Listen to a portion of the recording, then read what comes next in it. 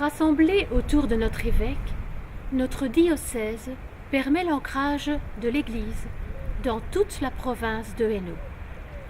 De Moucron-Comines à Chimay, c'est à travers de 49 unités pastorales que l'Évangile est annoncé et vécu. L'enseignement et la santé, les solidarités et les migrants, voilà, parmi tant d'autres, des secteurs de la pastorale qui traversent tout le diocèse.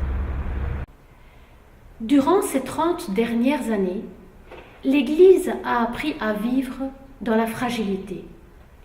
Et en même temps, elle découvre de nouveaux chemins pour exercer sa mission.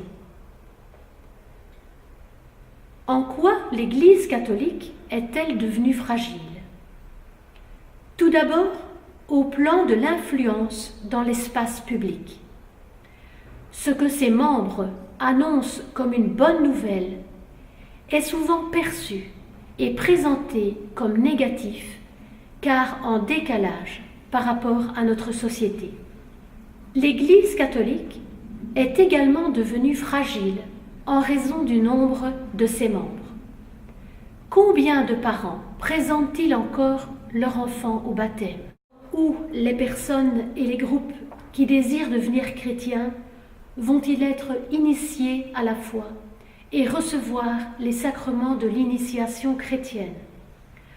En d'autres termes, quels sont les lieux qui, aujourd'hui, manifestent clairement une assemblée, l'Église, signe du royaume de Dieu en ce monde? Nous pensons en particulier aux adultes qui demandent à l'Église de devenir chrétiens en célébrant les sacrements de l'initiation chrétienne. Nous pensons aussi aux jeunes gens et aux jeunes filles de moins de 20 ans qui ont très rarement l'occasion de rencontrer des chrétiens, des assemblées de fidèles du Christ, des lieux où l'Évangile est annoncé et accueilli, où l'Eucharistie est célébrée, où le service est présenté comme un appel à vivre avec les pauvres. C'est en étant au service de la société que l'Église devient espérance pour les peuples. Ainsi, c'est au travers de toutes ces dimensions du service, de l'annonce et de la communion que l'Église, qui est en Hainaut, est signe et moyen du Christ pour les hommes d'aujourd'hui. La mission de l'Église, je la vis tout particulièrement en ce moment dans la prière. En tant que baptisée, j'appartiens au corps du Christ. Et donc quand je prie, je ne prie pas uniquement pour moi, je prie aussi pour les personnes qui m'entourent, pour la communauté, mais bien au-delà de cela, pour le monde. Quand on souffre, quand on n'est pas bien, quand on est isolé, je pense que c'est important de savoir que d'autres personnes prient pour nous. À plusieurs reprises, j'ai été réconfortée par simplement le fait que des personnes me disent « Eh bien, je vais prier pour toi » ou « J'ai prié pour toi ». Je crois sincèrement que toute prière est entendue. Les réponses à nos prières se font parfois attendre ou sont parfois bien différentes de ce qui était prévu, mais elles arrivent. Ce qui est important aussi pour moi, c'est de savoir que je ne suis pas seule à prier. Quand je prie par exemple la liturgie des heures, je sais que dans le monde, à d'autres endroits, d'autres baptisés prient et cette union dans la prière est une force. La mission de l'Église, je la vis aussi dans la participation à l'Eucharistie, dans la communion au Christ. C'est pour moi un moment privilégié, une halte vitale au cours de laquelle je peux déposer dans les mains du Seigneur tout ce qui fait ma vie, mes souffrances, mes joies, mes peines, mes découragements, mes ras-le-bol, mes colères parfois. C'est un moment où je retrouve la force. Bien sûr, tous mes soucis ne s'envolent pas comme cela d'un coup, mais je peux demander au Seigneur la force de son esprit pour m'aider à continuer sur mon chemin de vie, mon chemin de foi. L'enseignement catholique dans la province du Hainaut compte 400 écoles fondamentales, secondaires et supérieures. Il est porté par un projet éducatif qui devrait mobiliser tous les acteurs de l'école.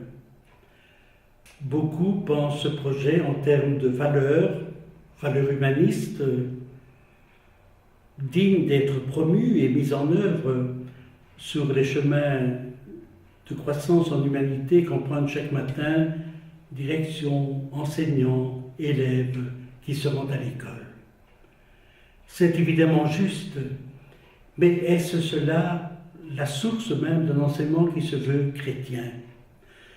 Le premier membre du personnel ne serait-il pas le Christ lui-même? Plus est en toi, murmure-t-il. Ce ne serait pas étonnant si les forces vives de l'enseignement catholique pouvaient rejoindre la question fondamentale du synode et la mettre en pratique. De quoi, de qui nos écoles font-elles signe? Il y a l'enseignement catholique, il y a aussi le réseau officiel dans nos écoles communales, provinciales, de la communauté française. Des chrétiens y travaillent, y enseignent notamment le cours de religion. Ils méritent d'être soutenus et épaulés, encouragés par l'Église diocésaine pour la qualité du signe évangélique discret mais bien réel dont ils témoignent dans l'école et auprès des élèves. La pastorale de la santé pour le diocèse de Tournai se décline en 7 secteurs différents et chacun dans son secteur propre veille à pouvoir offrir un accompagnement spirituel, mais tout aussi en veillant d'abord à offrir des temps de visite et d'accompagnement des personnes et des familles. Nous avons ainsi les équipes d'aumônerie hospitalière qui sont au sein des différents centres hospitaliers de notre diocèse, une présence d'église. De même, les équipes d'aumônerie psychiatrique qui veillent à accompagner les patients résidant dans ces milieux et ce secteur, ainsi que le personnel soignant et le monde médical. Nous avons le service d'aiguillage qui regroupe les personnes jeunes et adultes handicapées et qui sont placées dans les institutions de soins, où là aussi différentes animations leur sont proposées tout au long de l'année. Vous avez le secteur des visiteurs de malades à domicile, où chaque personne veille à offrir de son temps pour rendre visite à celui qui se sent seul, esseulé, âgé, à qui une visite fait plaisir. Nous avons aussi les aumôneries en maison de repos, ainsi que l'hospitalité qui accompagne au long de l'année dans les différents pèlerinages à Banneux et à Beaurain les malades et leurs familles. Et pour terminer, nous avons une commission de bioéthique qui se réunit de façon régulière et qui réfléchit ensemble aux questions de la santé, de la bioéthique que peut se poser les soignants et le monde médical dans notre diocèse. Je m'appelle Anthony, j'ai 27 ans et je suis membre depuis 1 an et demi de l'EAP, l'équipe d'animation en pastorale de l'unité pastorale de la Louvière Nord. C'est donc une équipe qui est composée de 7 personnes autour de notre curé doyen qui anime l'unité pastorale des 9 paroisses, 10 lieux de culte dans notre unité, 17 000 âmes dans l'entité louviéroise et il faut savoir que ce n'est pas tous les jours facile de travailler avec une grosse population, qui a des attentes différentes, qui vient de lieux différents, qui est séparée par un canal, qui est séparée par des chaussées, et tout le monde a un passé différent, et il faut faire évoluer tous ces gens dans un même but qui est annoncer le message de l'évangile, et ça, parfois, on se demande un peu ce que c'est. Annoncer le message de l'évangile aujourd'hui, pour nous, c'est 3 choses. C'est l'annonce de la foi, l'annonce de la parole, propager la bonne nouvelle. Ça se vit aussi dans les célébrations, qu'elles soient eucharistiques ou non eucharistiques. Et c'est le vivre au jour le jour avec nos frères les plus démunis, que ce soit économiquement ou physiquement ou mentalement. Mon rôle en tant que relais communication dans cette équipe, c'est de faire passer le message le mieux possible.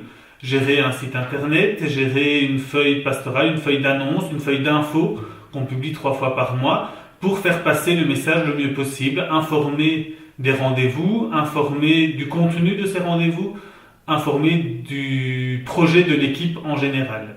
Bien, voici déjà 2 ans et demi que je suis ici, envoyé comme vicaire dans l'unité pastorale de Frasnes-les-Anvins. J'aime bien dire le terme envoyé parce que ce n'est pas moi-même qui me suis nommé ici. Je n'ai pas choisi cet endroit, même si j'ai pu le découvrir pendant ma formation au séminaire, avec plus dans l'optique de découvrir comment un prêtre peut vivre dans le milieu rural, vu que le curé ici, l'abbé Huven, est curé de 16 paroisses. Je circule aussi dans ces 16 paroisses. Ça pourrait paraître difficile, une charge lourde, mais je ressens ça plus comme de la joie. Où à chaque fois, ce n'est pas moi qui suis amené à préparer quelque chose pour toute une assemblée. Ce n'est pas moi qui impose ma manière de prier, ma manière d'être, mais je me sens plus comme celui qui vient rejoindre une communauté pour être témoin, signe du Christ. Et c'est là, en tout cas, ma joie. J'ai dans ma mission une seconde casquette qui est un peu celle de la pastorale des jeunes pour le diocèse. Et là aussi, la pastorale des jeunes, je constate par rapport à toutes les activités que j'ai à vivre, ça me prend beaucoup de temps. Mais en même temps, c'est le type de pastorale qui m'est le plus riche. Parce qu'on aura envie de préparer un tas d'affaires, presque toute une soirée, préparer les activités, une manière de prier. Et puis, voilà, un peu, dès qu'il y a une certaine spontanéité chez les jeunes qui demandent de toujours s'adapter et presque de nous mettre à leur vitesse, nous mettre à leur pas, mettre nos pas à côté des leurs. Et je pense que c'est là la place du prêtre, celui qui vient rejoindre, celui qui accompagne. Et c'est comme ça que je vis mon ministère. La famille, c'est une belle aventure, mais ce n'est pas une aventure plus facile qu'une autre. Et pour beaucoup de familles, c'est aussi l'expérience non seulement de rêves qui ne sont pas réalisés, mais parfois de choix difficiles, parfois même des choix qu'on n'a pas, parce que la réalité de la famille, c'est aussi pour beaucoup la famille qu'on n'a pas. Je pense aux personnes qui souhaiteraient rencontrer le conjoint idéal. Et évidemment, comme le conjoint idéal n'existe pas, eh bien, voilà, on reste sur des sentiments difficiles parfois. Donc, voilà, ça peut paraître un peu paradoxal que je parle de la famille comme d'un rêve, et puis que je puisse donner l'impression d'une désillusion. C'est pas du tout le cas. Je pense que c'est l'apprentissage de la vie, c'est-à-dire qu'on arrive à confronter ses rêves à la réalité, et que parfois même la réalité dépasse les rêves. La place de Dieu dans notre famille, ça, c'est quelque chose qui est très présent, puisque au moment où on a dû faire le choix de se marier, c'est vrai qu'on s'est vraiment posé la question, en tout cas moi en particulier, j'avais peut-être imaginé une autre vocation. Alors on a décidé de se donner les moyens de passer une nuit de prière, et en disant, enfin, en tout cas moi, j'ai dit au Seigneur, maintenant au bout de la nuit, il faut que je sache. Et il n'a pas attendu très longtemps, parce que vers 10h du soir, les choses étaient assez claires. Et j'ai dit à celle qui n'était pas encore ma fiancée à ce moment-là, ou bien tout juste, je ne sais plus, on y va, on va ensemble, on met le bateau à la mer. Voilà. Aujourd'hui, notre évêque sollicite notre avis pour discerner comment, ensemble, être davantage signe et moyen du Christ pour les hommes d'aujourd'hui.